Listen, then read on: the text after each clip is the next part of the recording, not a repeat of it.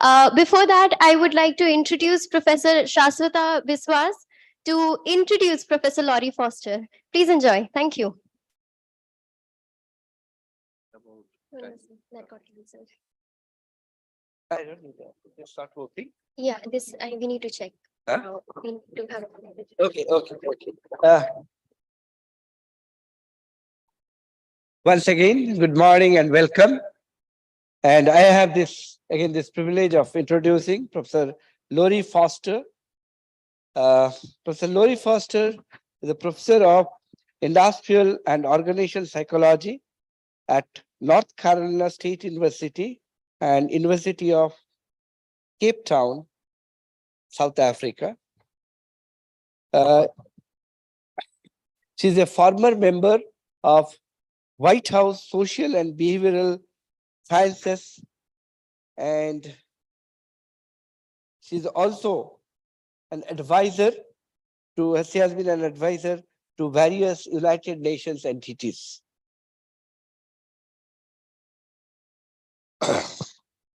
She has held faculty positions at various universities internationally. And she is, of course, a widely published author, and more important, also an advisor to, she has been an advisor to various United Nations entities. How come someone is echoing my voice? She has held faculty positions at various universities internationally. It is very embarrassing to listen to your own voice again and again. So, can I start on my own? Oh my God. Okay. So, she has been a fellow of American Psychological Association. Is a fellow of Association of Psychological Sciences, and also she was a fellow of SIOP, Society for Industrial and Organizational Psychology. And one very important thing I wanted to tell you, and I was just skipping, that's the time my voice echo came. She is one of them. I would like all the young psychologists to note, not only she published in refereed top-class journals, but her articles in top-class journals were picked up by popular media because they were of use. And she has been like Wall Street Journal, if I remember correctly. She has been mentioned in many popular media, popular journals, and which actually goes to help people who need help. And that's a very, very important task that she has done. And of course, we have already mentioned that she is the present president of International Association of Applied Psychology. And here to you, Laurie. Please, the forum is yours now, please. I think you will have to use this one. Can you just help? Help.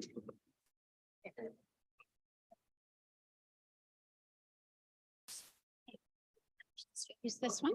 Sure.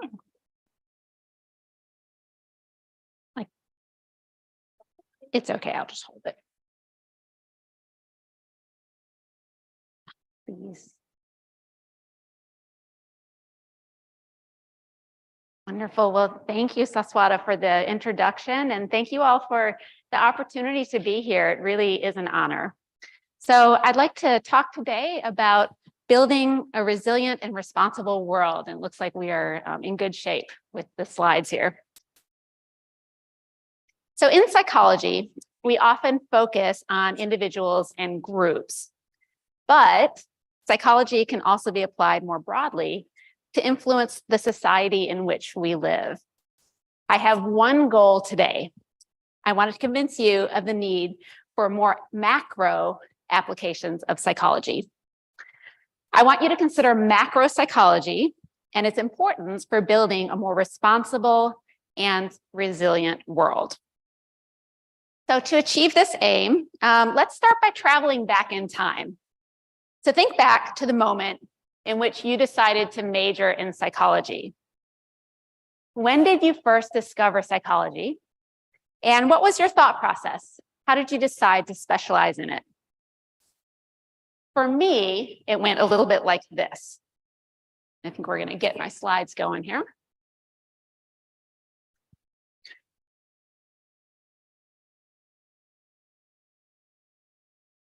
There we go. Thank you. That's perfect. All right, so I met psychology in 1992, and the journey went a little bit like this. I had been at the university for about a year and a half, not really knowing what I wanted to do with my life. That semester, I needed an elective to get up to the required number of credit hours, and I found out that a psychology course was being offered. So I said, why not? I didn't know much about psychology except for what I'd seen in the movies. So in my mind, these are the people that you go to see when you need therapy. That's about the extent of what I knew. So here it is, the spring of 1992. I enroll in the psychology course, and I walk in the room. It's a big lecture hall like this, and the class is already crowded by the time that I walk in.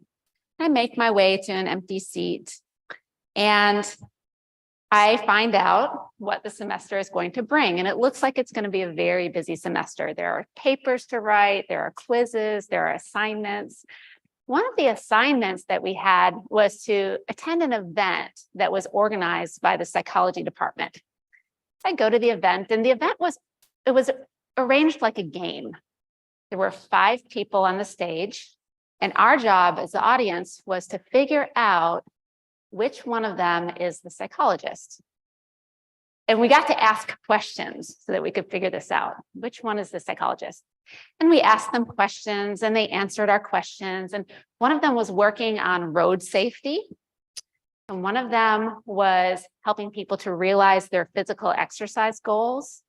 One of them was working with organizations, helping them to determine who to hire and how to hire the best people. And the list went on. So I'm looking at them and I'm thinking, this is a trick. These people all have very interesting jobs, but none of them is a psychologist. So what was I not seeing? What I didn't see is that psychology was much, much broader than I initially realized. And they were all psychologists. So here I'm learning psychology is really, really useful, and it's very, very broad. And I wasn't just intrigued, I was hooked. I was absolutely hooked. So this is super interesting. Now, what I was doing at the time is I was continuing my papers, continuing my exams. And one day we're sitting in class and our papers got returned. And I quickly glanced at the top of mine to see what kind of a mark I made. I can't remember now the exact grade, but I remember what the professor wrote up at the top. She said, I hope you'll consider becoming a psychology major. The thought had simply never occurred to me before, but she had planted the seed. Now, that semester, I learned that psychologists had been involved in a lot of different things over the years. I learned about a psychologist called John Blavatsky, who tested a small, inexpensive gadget that ultimately made highway travel much, much safer. The gadget was a third brake light that got mounted at the back of the rear window. And when you press the brake, the third light comes on and the drivers behind you can see that you're stopping and they know to slow down. Just one of many examples. I learned that psychology was being applied all over the world. And I learned that there was even an association called the International Association of Applied Psychology that had been born in 1920 that was an opportunity for psychologists from different parts of the globe to come together, to collaborate, and to learn from one another. I even learned that it had many divisions. It had divisions of organizational psychology. It had divisions focused on assessment and evaluation, on school and education, on societal development, the environment, health, clinical and community psychology, political psychology, economic psychology, so many divisions. What I didn't know at the time is that I would one day become president of that association. But what I did know and what I could clearly see is that psychology can be very, very useful. So at the end of the semester, I switched my majors and I began to enroll in more psychology classes. Now, at the time, I was also working to put myself through school, first as a waitress, and then I was working as a clerk at a hospital in a department that was managing the inventory control. So managing the supplies that were coming into and going out of the hospital. The inventory side of the job was pretty easy. The people side was super complicated. There were conflicts and leadership challenges and problems to be sorted out as to who should be doing what, how to manage and evaluate performance. And I quickly saw that these things that I'm learning in the classroom, psychology, can actually be applied, can be used to solve some of these business challenges. So to supplement my major, I decided to minor in business. And this required me to enroll in, among other things, an economics course. Now, I had a choice between macroeconomics and microeconomics, and somehow I landed in microeconomics. So here I am in microeconomics, and I'm realizing that we are once again talking about my favorite topic, human judgment, human decision-making, and human behavior. And again, I was hooked. But what I discovered is that there were both synergies and inconsistencies between what I was learning in my psychology courses and what I was learning in the economics course. In the economics course, human beings made so much more sense. They were creatures who would take in all of the information, they would weigh the advantages and the disadvantages, and then they would carefully make a decision that would be in their long-term best interests. That's who I was learning about in my economics course. In the psychology studies, the picture was more complex. And the difference I would learn much later in life is the difference between what's sometimes referred to as Homo economicus versus Homo sapien. The Homo economicus is this mythical creature who is hyper-rational, who always optimizes, always takes in all of the information and makes decisions in her or his best interest. Homo sapiens, that's me, that's you, imperfect decision makers. A great deal of classical economic theory and far too many policies are designed not for Homo sapien, but for Homo economicus. And that's something that we think needs to change. Now, my enthusiasm for economics was not lost on my econ professor. And he said, maybe you should consider switching your major to economics. And I thought about it. And I must admit, I dearly loved Homo economicus. So clear-cut, so straightforward, made so much sense. But Homo economicus didn't quite track with the realities that I was seeing in my workplace, in my classrooms, and in my daily life. So in the end, I chose to major in psychology, and the rest is history. Now, what I didn't realize at the time is that as useful as psychology is, and it is very useful, it's not as used as perhaps it should be. Historically, I'd say psychology hasn't been applied as strategically or as systematically as it could be to achieve impact at scale. And this is where economists seem to have a leg up. For years, insights from economists have driven policymakers, and solutions to more macro level challenges. Economists are commonly involved in decision-making at higher levels in government and the like. They typically have a seat at the policymaking table. And as a result, fields like economics have a big influence over public policy. I would argue that it's time for psychology to also have a role in that larger conversation in the policymaking decisions. Now, Mac McLachlan and Joanne McVeigh published a book in 2021, not too long ago, on macro psychology. And they define macro psychology as follows. It's the application of psychology to factors that influence the settings and conditions of our lives. Settings and conditions refer to the broader social and physical environment and the context in which we live. Psychological thought both influences and is influenced by these settings and these conditions. Now, they would argue, McLachlan and McVeigh, that macropsychology is not a subdiscipline, but rather it's a perspective within psychology, and one that perhaps we should consider adopting along with our usual perspective that we take. It seeks to bring this macro perspective to other levels of psychological thought. And it's needed, I would say, to inform public policy, to scale up our insights, and to help build a more responsible and a more resilient world. So, since those years that I first decided to major in psychology, a lot's happened. So let me fast forward a bit and focus on a few key insights. So 2002, here's Daniel Kahneman, one of the scholars that I was reading about when I was majoring in psychology. I remember he and his research partner, Amos Tversky, had a big article at the time in American Psychologists on heuristics and judgment and decision-making and biases, and they talked about loss aversion and whatnot. And here he is 10 years later, winning the Nobel Prize in economics. His research partner had sadly passed away, Amos Tversky, but Kahneman won the Nobel Prize. And if you're interested in their work and even the relationship between these two scholars, there's a really good book written by Michael Lewis called The Undoing Project. It talks about the friendship between these two men and their scholarship as well. But here it is, a psychologist winning the Nobel Prize in economic sciences. Now, if you talk to Danny Kahneman, he'll tell you too that he's never even taken a course in economics before. But here he is winning the Nobel Prize. And that was pretty exciting.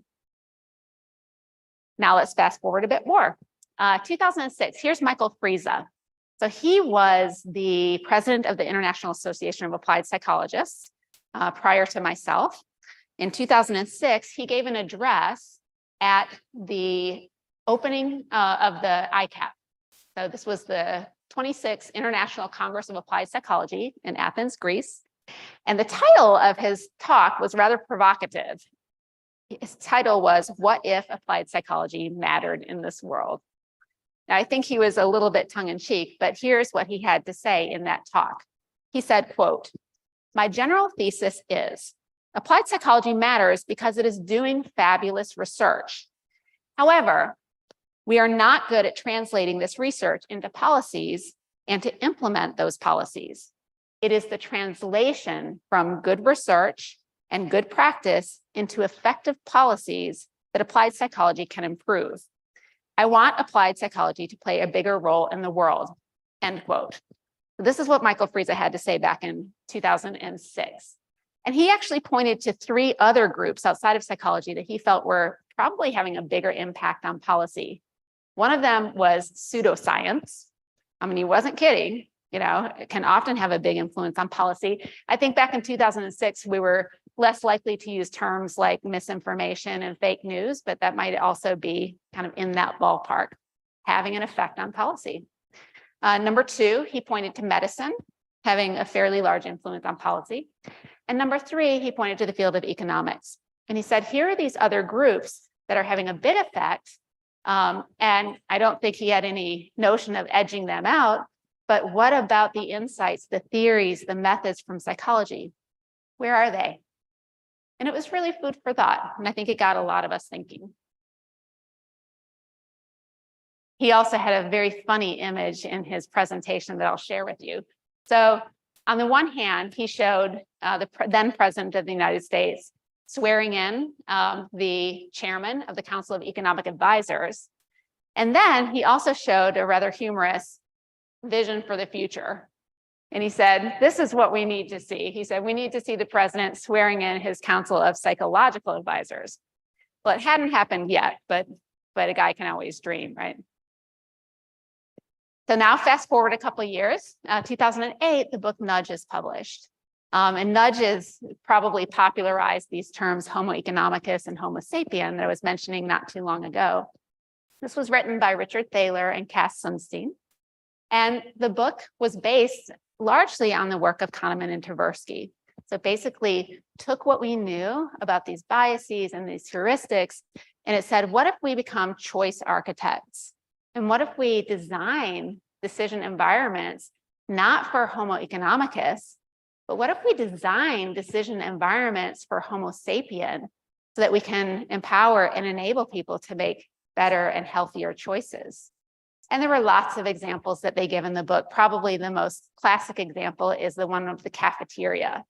So simply reorganizing the way food is presented in the cafeteria so that the healthy options are more visible and more easily accessible can encourage people to take those healthier options. And their notion is that this can be done without removing anyone's freedom of action. So it still gives people the full freedom to choose what they want, in this case, what they want to eat, but it does nudge people in one direction or another. So just like an architect has their bag of tools and lays out a blueprint for a physical environment, a choice architect can do the same for a decision environment. So those are some of the tenets from that book. So now let's go up to 2010, 2 years later. And we're beginning to see these ideas take hold in policy circles. Then David Cameron in the UK, I think he had met Richard Thaler at a wedding and got to talking and understood this concept of nudge and said, hey, we could probably use this in government. So in 2010, the UK's Behavioural Insights team was born. This was the first ever nudge unit in government. And this is where psychologists and economists came together to apply behavioral insights methods and theories to design policies. Their approach was to, and they said that they had 3 goals. One was make public services more cost-effective and easier for citizens to use. Number 2 was to improve outcomes by introducing a more realistic model of human behavior to policy wherever possible. And number 3, to enable people to make better choices for themselves. All right. So now let's go up to 2014. Now, I don't know Daniel Kahneman very well, but he was nice enough to sit down with me for a little while around 2014. And we were talking about a lot of the issues that we're talking about in here today. And at the time he said, you don't know it yet, but there's also going to be a social and behavioral sciences team in Washington. And you should go and check it out and you can tell them that I sent you. So I went to Washington, and this was around the early days, the beginnings of the Obama White House's social and behavioral sciences team. So I was on the team for 2 years, and we were doing similar things to what the UK's Behavioural Insights team was doing, taking psychological methods, taking psychological theories, and applying them across the different government agencies. So the Department of Labor, the Department of Education, Energy, Environment. Our theories and our methods can be useful in so many different contexts, and we were applying them broadly. And you can see the tagline here in the picture. We believe that government works best when it's built for people. I've got a little video. If I can get it to work, I'll show you just a little snippet of this team in action. All right, this one. Okay, right there. Welcome to the West Week. Your guide to everything that's happening At 1600 Pennsylvania Avenue. This week, the president spent time with scientists, I should let you know, we have a few spots open on the team, so you're letter writers, immigration, healthcare, and education advocates, Yep. spiritual leaders, athletes, and dreamers. Thank you, brother. That's January 30th to February 5th, or to all the dreamers. On Science Friday, the president surrounded himself with medical experts and announced new historic investments in the field of precision medicine. You can match a blood transfusion to a blood type. That was an important discovery. What if matching a cancer cure to our genetic code was just as easy, just as standard? And that's the promise of precision medicine, delivering the right treatments at the right time, every time, to the right person. And for a small but growing number of patients, that future is already here. In the afternoon, the president met with the social and behavioral sciences team, the first ever team of research experts recruited into the government to harness behavioral science We're insights. working off OMB's larger push for evidence-based policy. So I think the extent to which we can insert evidence into some of your cabinet meetings, conversations with different secretaries. I'm always big on evidence. I'm big on facts. I'm a very rational person.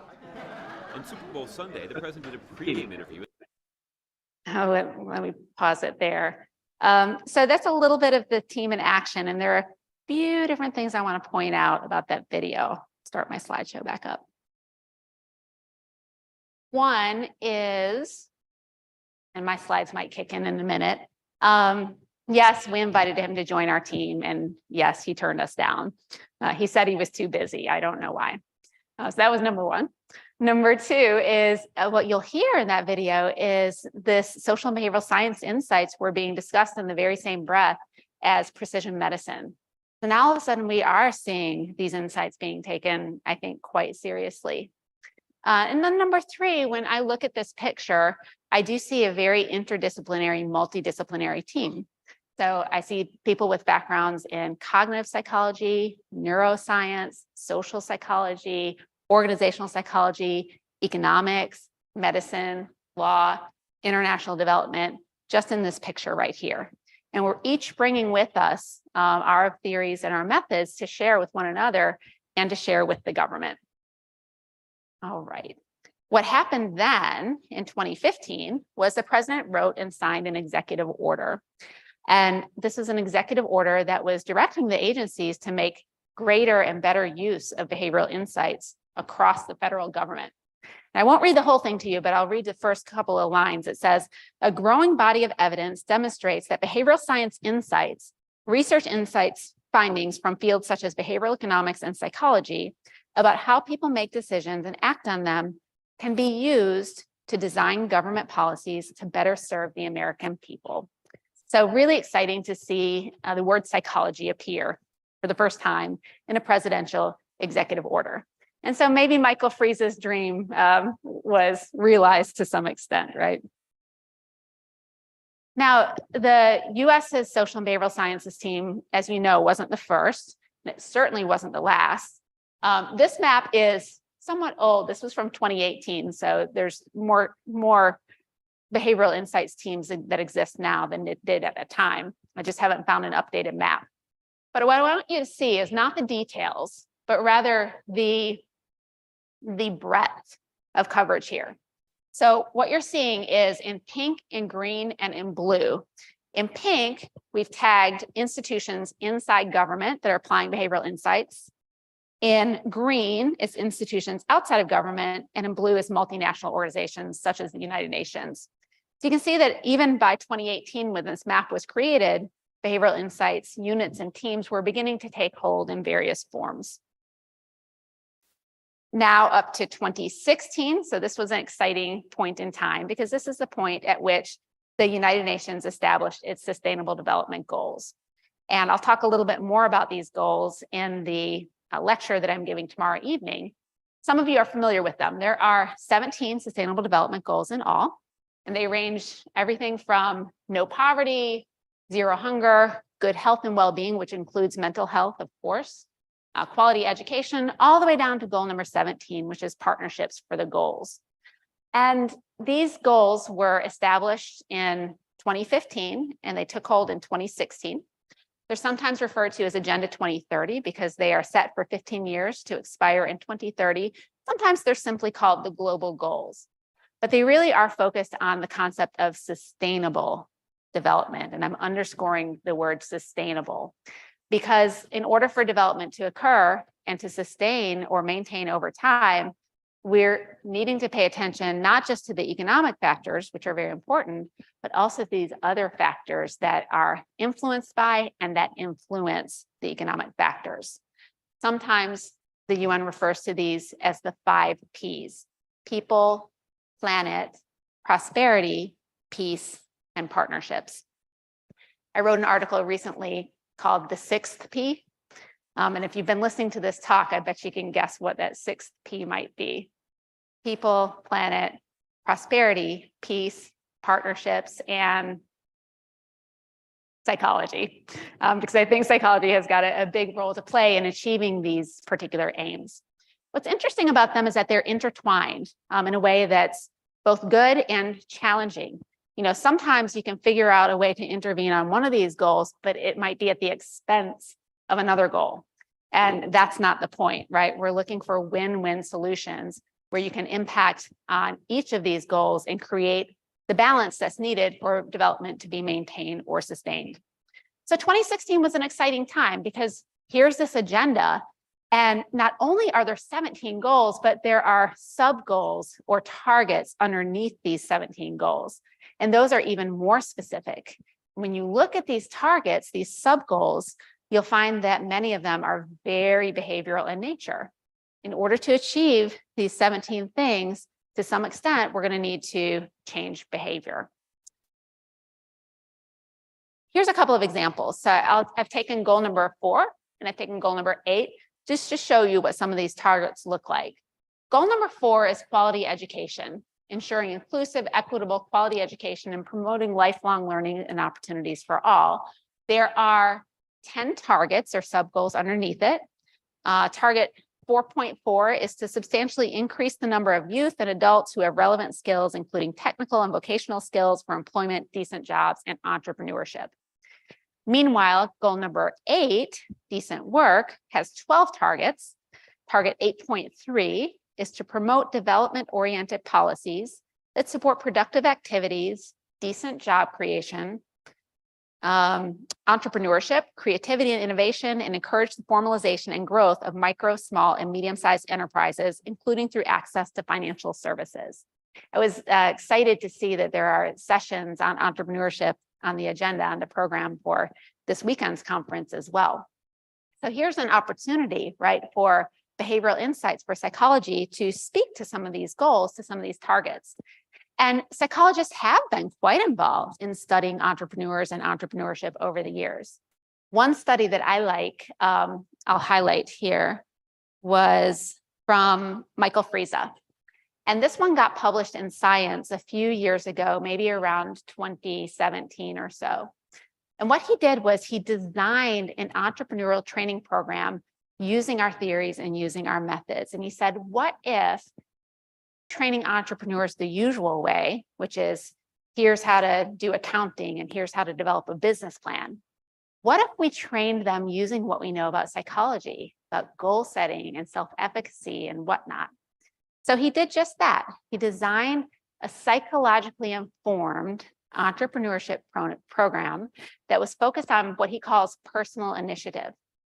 And the program is teaching entrepreneurs, small business owners, about becoming self-starting, about becoming future-oriented, and about overcoming barriers. It's very psychological in nature. And it touches on things like goal setting and plan making. It has embedded in their commitment devices, which are often used in the field of behavioral economics, and several days in length. And it teaches these entrepreneurs to develop this personal initiative, this entrepreneurial mindset. But Michael wasn't satisfied with just that. He said, let's really put this to the test and let's see if it works or if it doesn't. And so what he did was he partnered with economists at the World Bank, and they designed a field experiment where they had 1,500 entrepreneurs, this was in Togo, and they randomly assigned them to either the psychologically informed personal initiative entrepreneurship program, number 1. Number 2 was the more traditional entrepreneurship program called the Business Edge, which taught them accounting and finances and business plans and whatnot. And then number 3 was a control group, a waitlisted control group, I believe. And then they followed these entrepreneurs for 2 years to see, were they staying in business, were they turning profits and whatnot. And what they ultimately found was that the psychologically informed entrepreneurship program was more effective with respect to keeping people in business and with respect to promoting their profitability. So really strong evidence in favor of using psychology for some of these global sustainable development goals. This, of course, speaks to goal number 4, as well as goal number 8, because as we saw a moment ago, embedded underneath those goals, there are aims toward entrepreneurship. It also speaks, it might be less obvious, to goal number 5, which is gender equalities, because it turns out that many of these more traditional entrepreneurship programs tend to be more effective for men than for women, whereas the psychologically informed program was just as effective for men versus women. So it was a way to, again, lift up and raise up both members of the male and the female population. So now we're up to 2016. We're quickly getting up to present day. And this was a report that was published on the very last day of 2016. And this was a quote from Ban Ki-moon, who at this point is now clearly on board with behavioral insights. He says, in order to succeed, Agenda 2030 must account for behavioral insights research. Our organization, our global agenda, and most importantly, the people worldwide they are intended to serve deserve nothing less than the best science available. A human-centered agenda requires a rigorous research-based understanding of people, end quote. That was definitely music to my ears. Now, 2016 was an interesting year for me because at that point, Ban Ki-moon had taken notice of behavioral insights, and he had asked myself and one of my team members to start coming over from Washington, D.C. to New York to begin exploring what behavioral science would look like in the UN context.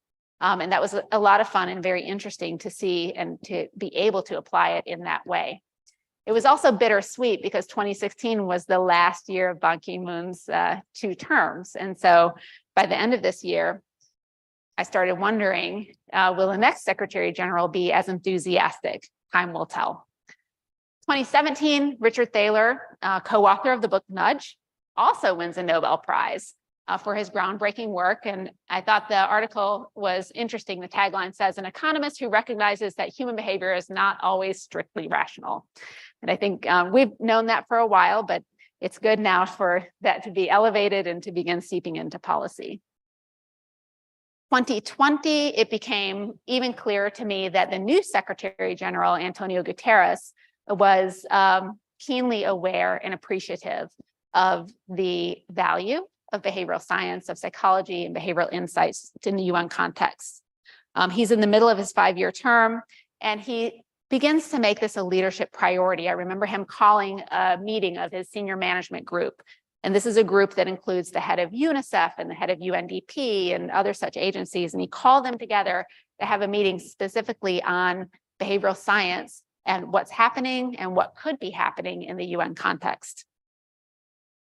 In 2021, he released a guidance note. So this is kind of similar to the Obama executive order. So Obama was directing his agencies to make greater use of behavioral science. Guterres was directing the different agencies, missions, and funds to do the same, saying, hey, this can be really useful. I think I've got a little video of Guterres speaking to this point that I'll show to you as well.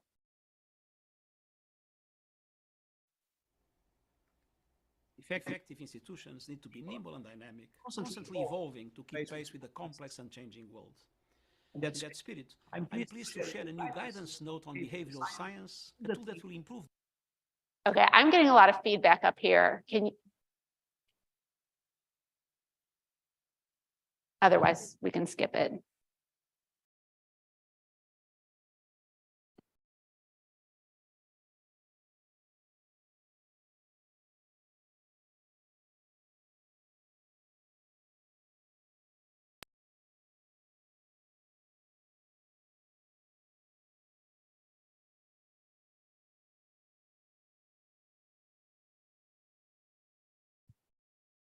The way we fulfill our mandates and administration.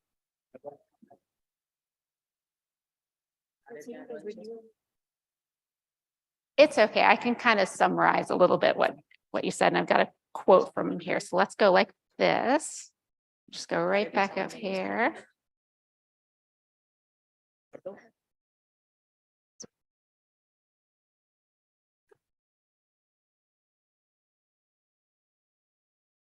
Okay, so let's take a look at this one. The video was essentially Antonio Guterres' perspective on embedding behavioral insights more widely and more broadly into the UN context. And he talks about it in 2 different ways. One is how to use behavioral science to help achieve things like the Sustainable Development Goals. And he also discusses the use of behavioral science to improve the UN as an organization, so applying it internally as well. Here is an excerpt, a snippet from the guidance note. He says, in many areas, the delivery of the UN's mandates is linked to changing human behavior. Behavioral science refers to an evidence-based understanding of how people actually behave, make decisions, and respond to programs, policies, and incentives. It enables us to diagnose barriers preventing people from adopting a certain behavior, understanding enablers that help people achieve their aims, and design more impactful interventions. And so, since the development of that guidance note, I might need a little help advancing slides there. And we've seen different UN agencies take this up in various ways. Here is an example from UNICEF. They developed an entire lab around this. They called it the BIRD Lab, Behavioral Insights Research and Design. And they began implementing projects all over the world utilizing psychological methods, psychological theories, as well as hiring some leadership positions with expertise in behavioral science. Finally, as we near the end, I'll talk about macro psychology. So that's where we started, right? In 2021, a book called Macro Psychology, A Population Science for Sustainable Goals was published. And I certainly recommend it for those who are interested in this topic, but it discusses the idea of not just using our science for individual projects and individual people, but actually thinking through this lens of policy and how do we apply this and scale it up for even greater impact. 2022. So 2022, there was an interesting article that was written by Jackie Cranny and her colleagues, so a group of scholars from the UK, from Australia, from the United States, called Psychological Literacy and Undergraduate Psychology Education, an International Provocation. And what they propose in this article, and they are following through on it, is an international committee on undergraduate psychology outcomes. They said, in this day and age in which we live, a day and age of conflict and misinformation, et cetera, we need to actually enhance psychological literacy, not just within ourselves and not just for our students, but for the public at large, so that we can be more discerning consumers of information, among other things. And they propose taking a look at the psychology curriculum worldwide and saying, are we really designing our curricula and are we really preparing our undergraduate students to become psychologically literate leaders of tomorrow? Maybe there are improvements that we can even make. So they have assembled this group of scholars who are working as we speak to take a close look at curricula and perhaps make some recommendations to improve psychological literacy. They end the article on this note, quote, imagine a future where the general public and governments understand and highly value the discipline and profession of psychology because of the contributions of these psychology graduates. These are outcomes worth striving for, end quote. So it'll be interesting to see, I think, in the days to come, how that committee concludes and what they conclude. And finally, I'll end on this slide. So now we're up to the present day. So we've gone from 1992 to 2023. And here we are. Here we are at the annual convention of the National Academy of Psychology. And having looked at the program, I'm blown away by how applied and useful the various projects are that are on the program. And I'm excited to hear more of the talks and look at the posters and the presentations. So many that have an opportunity to improve the world in which we live, to make it a more responsible and a more resilient world. From the website, the concern towards building a resilient and responsible world is amplified as human societies worldwide are confronted by a pandemic, by conflict, climate change, which have economic, social, and psychological consequences that challenge the SDGs adopted by the UN. These challenges require profound behavior changes for adaptation and mitigation, end quote. They require profound behavior changes, and I would argue that they also require us to scale up our science, to take a more macro view in addition to what we're already doing. And I think the way has been paved. Look at these miles markers that we've seen that I've presented today. The way has been paved for us to influence policy, for us to scale up our impact. And I think it's up to us as a community to take that opportunity and to run with it. So thank you very much for the opportunity to speak today.